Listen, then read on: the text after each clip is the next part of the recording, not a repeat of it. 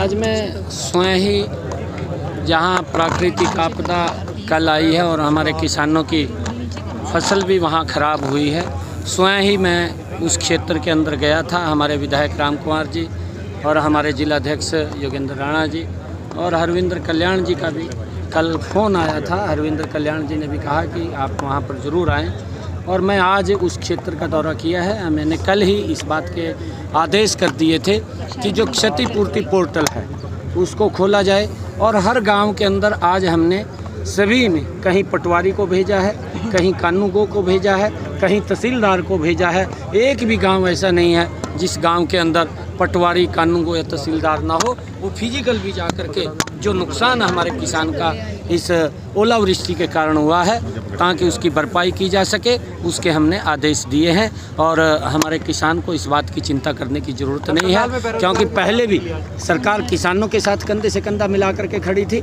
और अब भी किसानों के साथ खड़ी है। जल्दी ही उसकी रिपोर्ट आ जाएगी और उसकी भरपाई करने का काम वो किया जाएगा। आज हर करनाल का दौरे पे हैं, आज कई कार्यक्रम रखे गए हैं इलेक्शन को लेकर।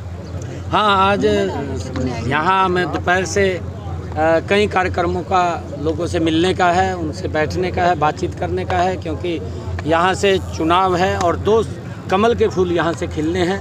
मनोहर लाल जी कमल का फूल लेकर के दिल्ली में जाएंगे और करनाल की जनता एक कमल का फूल लेकर के चंडीगढ़ में जाएगी। उसके लिए मैं लोगों से मिलने के लिए आया हूँ, बातचीत करने के लिए आया हूँ, क्योंकि पिछले दिनों में जो काम हुए हैं, करनाल की एक नई तस्वीर बदलने का काम इन 10 वर्षों के अंदर, 9.5 वर्षों के अंदर ये मनोहर लाल जी ने किया है। उन कामों को हम आगे बढ़ाने का काम मजबूती से करेंगे। दुष्यंत चौटाला कहते हैं कि मजबूरी में फैसला लिया गया था। वो दुष्यंत चौटाला कह रहे हैं जो हमने साथ दिया था वो हमारे से गलती हो गई। गलती हुई है, फिर उसको पश्चाताप उनको करना चाहिए, उसका पश्चाताप अगर उनसे कोई गलती हुई है। परंतु हम ये कहते हैं कि मनोहर लाल जी के कार्यकाल में, क्योंकि उनका कार्यकाल भी देखा है, जिस प्रकार का कार्यकाल उनका रहा है, भारतीय जनता पार्टी ने विकास की एक नई गति दी है, विकास की एक नई दिशा तय की है। चाहे देश है, चाहे प्रदेश है, हर लोगों तक विकास को गति से पहुंचाने का काम किया और जो समस्याएं थी उन समस्याओं का समाधान करने का काम ये हमारी डबलिंग। अभय चौटाला जी ने कहा है कि पहले चरण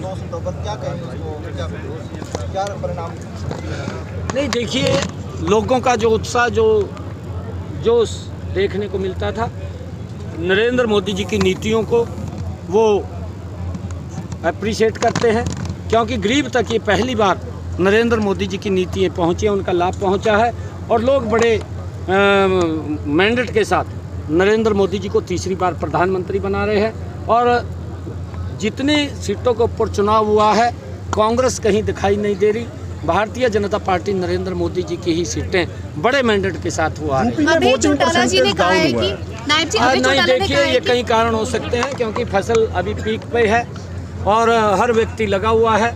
हमने फिर भी लोगों से आग्रह किया था कि काम को छोड़ करके इस देश के, राष्ट्र के विकास के लिए वोट पोल करें और लोग उस बात को भी समझ रहे हैं। परंतु समय का ऐसा है, क्योंकि फसल का पीक है, हर व्यक्ति उसके अंदर लगा हुआ है, बिजी है, वो जन का विश्वास खो चुका है। अब वो कभी किसी को समर्थन देता हुआ घूम रहा है, कभी किसी को समर्थन देता हुआ घूम रहा है। दे ले भाई, तेरे पास जो कुछ है या तो भी दे ले, और क्या। सीटी के स्टूडेंट ने कहा है